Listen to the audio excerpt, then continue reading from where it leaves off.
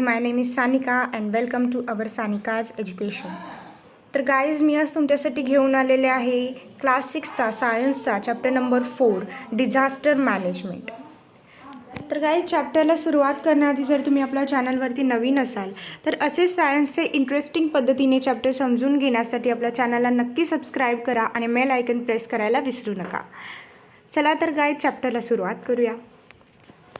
तर गाईज या चॅप्टरमध्ये आपल्याला काय बघायचं आहे, या चॅप्टरचं नावच असं आहे की डिझास्टर मॅनेजमेंट. ठीक आहे, डिझास्टर म्हणजे काय?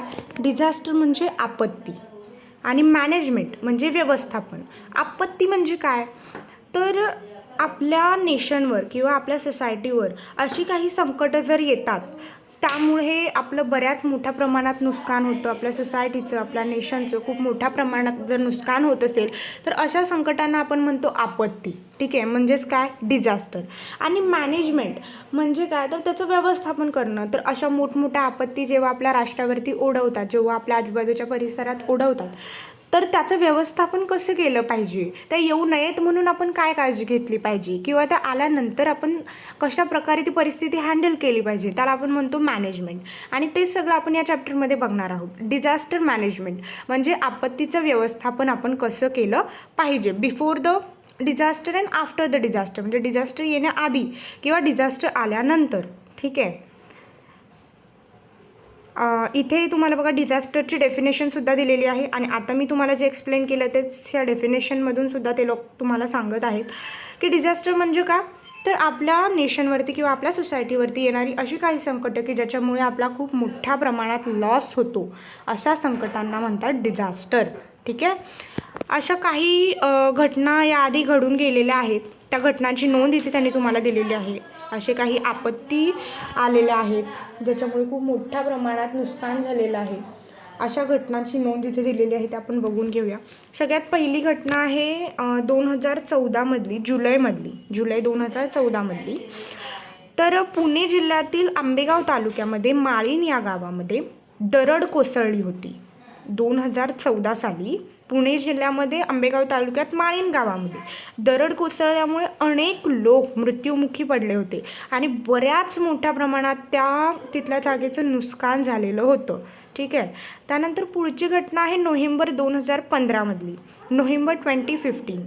ठीक आहे, तर ह्या घटनेमध्ये या साली काय झालं होतं, अति मोठ्या प्रमाणात पाऊस पडल्यामुळे इथे पूर आलेला होता. आणि ही घटना कुठे घडली बरं? तमिळनाडू या राज्यामध्ये ही घटना घडली. तमिळनाडूमध्ये नोव्हेंबर 2015मध्ये अतिवृष्टीमुळे महापूर आलेला होता. ठीक आहे, त्यानंतर पुढची घटना आहे 1993मधली, म्हणजे 1993मधली. लातूर जिल्ह्यामध्ये किलारी या गावामध्ये अर्थक्वेक झालं होतं, म्हणजेच काय? भूकंप झाला होता आणि भूकंपामुळे बरेच लोक इथले मृत्युमुखी पडले होते. ठीक आहे, त्यानंतर पुढची घटना आहे जुलै 2005 मुंबईमधली. ही घटना येतात अजूनही बऱ्याच लोकांच्या अंगावरती शहारे उभारतात अशी ही घटना होती. खूप मोठ्या प्रमाणात मुसळधार असा पाऊस झाला होता आणि या पावसाने बऱ्याच लोकांचे जीव घेतले होते. या पावसाने बऱ्याच लोकांचं खूप मोठ्या प्रमाणात नुकसान केलेलं होतं. ठीक आहे, ओके. त्यानंतर पुढचा पॉईंट आहे how and why do the following disaster occur. म्हणजेच काय की कसे आणि का डिझास्टर उद्भवतात, म्हणजे डिझास्टर हे कसे येतात, आपत्ती किंवा ही आपत्ती संकटं कशी येतात किंवा का येतात, त्या सगळ्या गोष्टी आपण ह्या चार्टमध्ये बघणार आहोत. Floods due to heavy rain. पूर कशामुळे येतात? तर अति पावसामुळे येतात. And earthquake, lightning, a volcanic eruption etcetera. ठीक आहे, त्यानंतर फॉरेस्ट फायर म्हणजे जंगले पेटणे, वन वे पेटणे. ठीक आहे, त्यानंतर increase risk due to high density of population in a limited area. ठीक आहे, म्हणजे छोट्याशा एरियामध्ये जेव्हा पॉप्युलेशन ग्रोथ रेट हाय होतो, पॉप्युलेशन तिथे वाढते पण एरिया कमी पडतो, अशा ठिकाणी सुद्धा संकट ओढावतात. त्यानंतर रॅम अँड इरेग्युलर कन्स्ट्रक्शन. त्यानंतर ecological imbalance, terrorism, riot and crimes resulting in bomb explosion, assault, fire and accidents etcetera. ठीक आहे, ही सगळी कारणं आहेत. त्यानंतर पुढचा पॉईंट आहे की disaster are of two main kinds, manmade and natural. म्हणजेच काय, ह्या ज्या आपत्ती आहेत ना, ह्या 2 टाईप्समध्ये थोडक्यात आपण म्हणूया दिलेल्या आहेत, मॅनमेड आणि नॅचरल.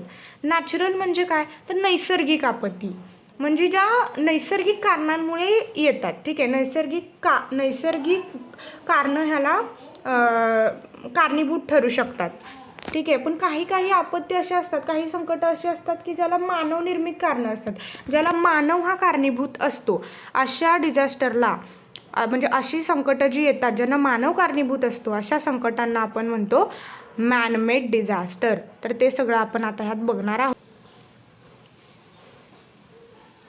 ओके, तर गाईज त्यापुढचे काही पॉईंट्स आपले राहिलेले आहेत ते आपण ह्या चॅप्टरच्या पार्ट 2मध्ये कवर करणार आहोत. पार्ट 1मध्ये आपण काही पॉईंट्स बघितलेत आणि मी लवकरच तुमच्यासाठी या चॅप्टरचा पार्ट 2सुद्धा घेऊन येईन आणि पार्ट 2मध्ये आपण बाकीचे सर्व पॉईंट्स कवर करणार आहोत. ठीक आहे, तर गाईज व्हिडिओ आवडला असल्यास चॅनलला लाईक करा, जास्तीत जास्त तुमच्या फ्रेंड सर्कलमध्ये शेअर करा आणि आपल्या चॅनलला नक्की कमेंट करा. Thank you for the watching. Bye bye.